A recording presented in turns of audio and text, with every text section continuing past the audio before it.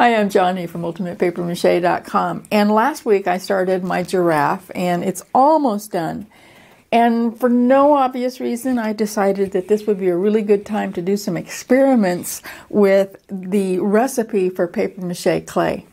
And I'm not really sure why I decided to do that. It's kind of a big project, and usually experiments should happen with something a little bit smaller, but you know me, I can't help it. So the reason that I even started thinking about it is that a lot of people write into me and say that they're concerned about the flour that's in my original paper mache clay recipe.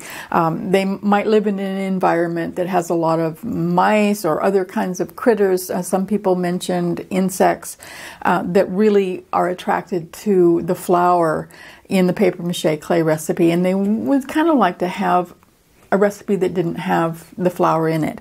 The only reason that the flour is in the original recipe is to soak up the extra moisture in the clay so that you can spread it on over an armature in a really, really thin layer, which is a replacement for paper mache. So it goes on in a real, almost paper thin layer over your armature. And I didn't want it so wet and gushy that it would be difficult to control. So I added the flour in there. It also, I think, makes it a little bit smoother because you've got the little particles of flour kind of taking up space so that when it dries, you have a little bit of a smoother surface.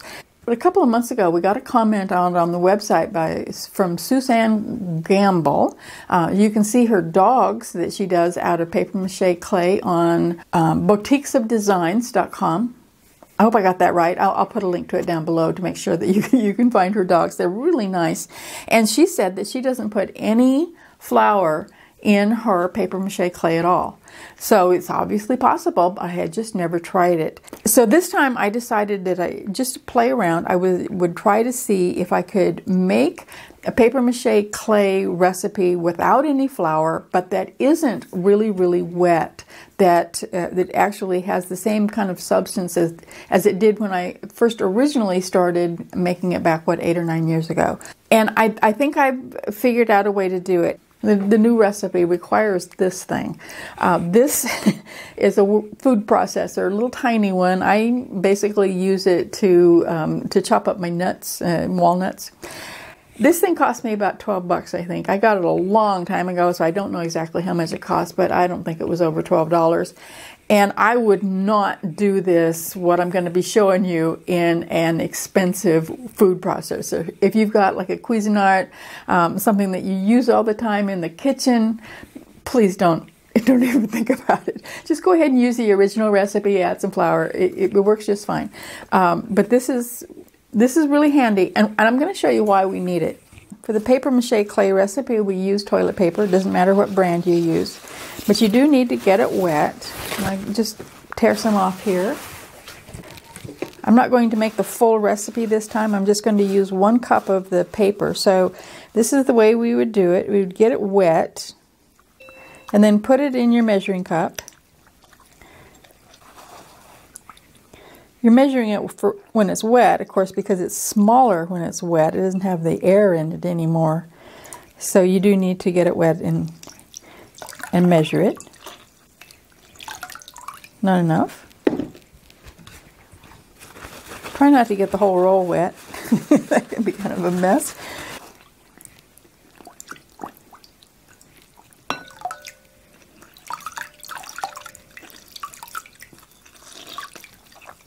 Okay, I've got a cup of wet paper. And I'm going to soak it for just a little bit longer, but let me show you what would happen if I squished out all of the water.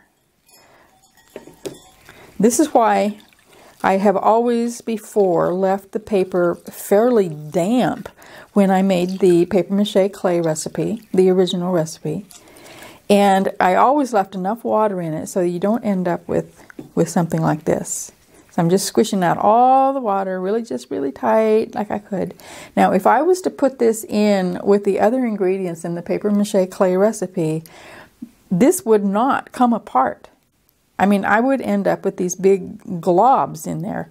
And so I've always before made sure that it was wet enough just wet enough so that it would fall apart when the mixer is mixing everything apart. And that means that there is that extra water in there that's going to need the flour in order to absorb the water and make it stiff enough to actually use. But this time, because we're going to be using that little cheapo food processor, I am actually going to get all the water out. I would normally use a wire sieve, and that way you wouldn't end up with any of this paper in your sink. But I'm not in my kitchen at the moment and I don't feel like grabbing it, so we're just going to let it sit there. As you can see, I'm squishing as much of this water out as I can. This will not work if you don't use the chopper thingy. Now, I don't think this would work if you just put dry paper in there. I haven't tried it, but if you do an experiment with the dried paper, be sure to let us know.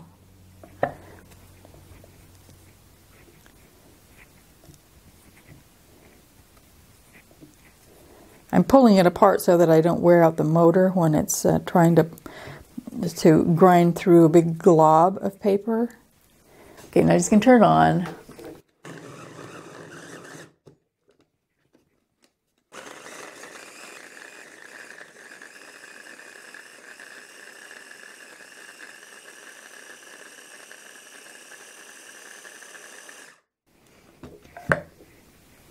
Now see, it didn't quite work. I'm going to have to run it a little bit longer because it's still got some pieces.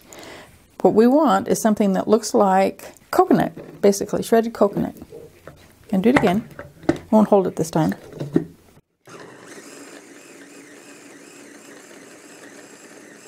So now we got little shreds, and we're going to use this in place of, basically in place of the flour, because this is going to soak up the extra water in the mixture. I'm just going to do it one more time just to make sure that it's all chopped up, and then we'll start mixing the other stuff.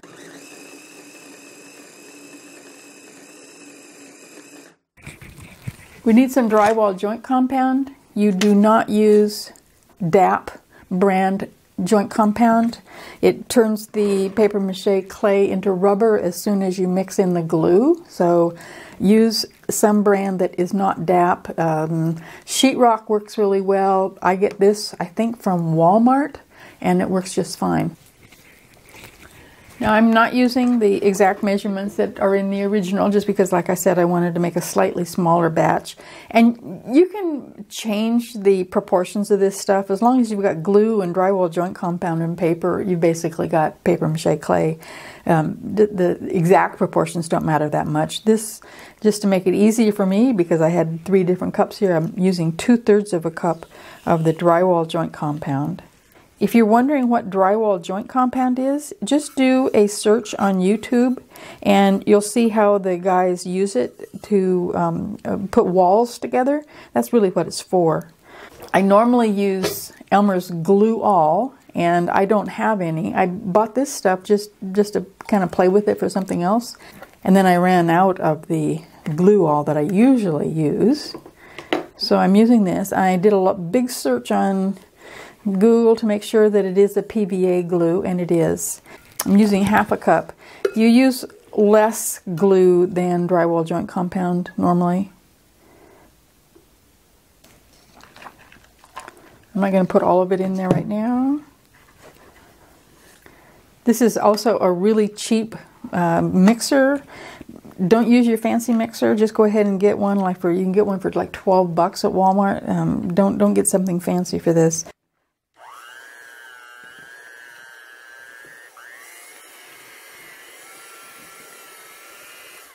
Now, I should say that I did not add any mineral oil to this simply because I don't have any and you don't need it. So I'm leaving it out. It doesn't make any difference.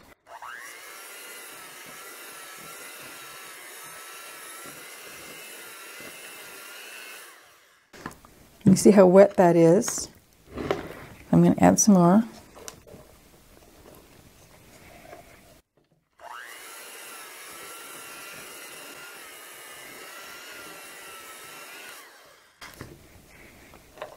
I probably need some more paper.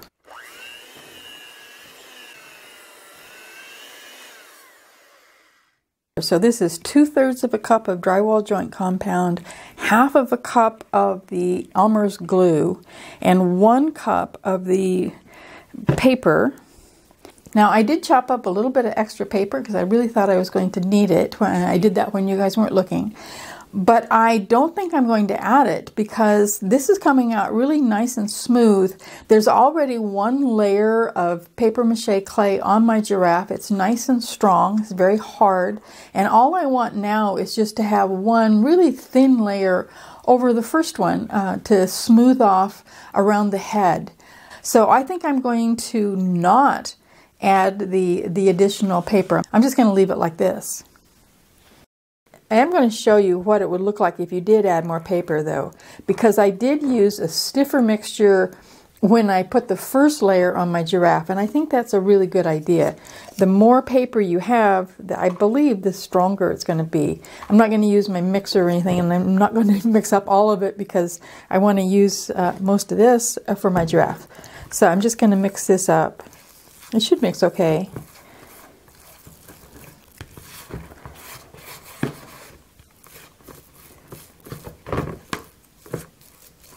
You can see even with adding just a little bit of the paper, it's soaking up the water and stiffening up the material. Now it does get a little bit smoother if you leave it overnight. I discovered that when I was doing the giraffe, and I think that's because the paper continues to soften from the moisture that's in the clay, and it just ends up being just a little bit smoother.